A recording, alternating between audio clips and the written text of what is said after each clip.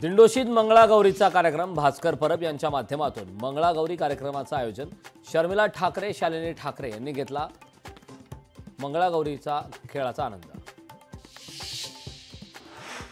पश्चिम बंगालमधील 2 हॉस्पिटलमध्ये अल्पवयीन मुलीवर अत्याचार, आरोपीला वाचवण्यासाठी टीएमसी नेत्याची मदत करणाऱ्या टीएमसी नेत्याच्या घराची तोडफोड।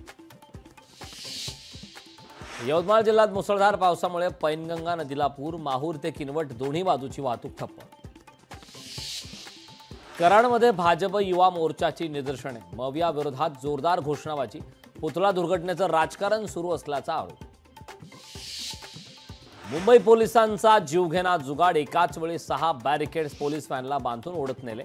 मवियाच्या मोर्चानंतर सीएसएमटी परिसरातील व्हिडिओ। नाशिकमध्ये महायुतीत संघर्षाची शक्यता, भाजपच्या जागेवर राष्ट्रवादी शहराध्यक्षाचा दावा, मिसळ पार्टी करत नाशिक मध्य विधानसभेवर ठोकला धावा। अलिबागच्या वरसोली समुद्र किनाऱ्यावर मृत ब्ल्यू व्हेल मासा आढळला। 6 फूट लांब आणि 2 फूट रुंद असलेल्या या मासाच्या अंगावर जखमा, वन विभागाच्या कर्मचाऱ्यांकडून मासाची विल्हेवाट। बीडमध्ये पावसाची संततधार सुरूच, सखल भागात साचलं पावसाचं पाणी, नाल्याचं पाणी रस्त्यावर आल्याने पसरली दुर्गंधी।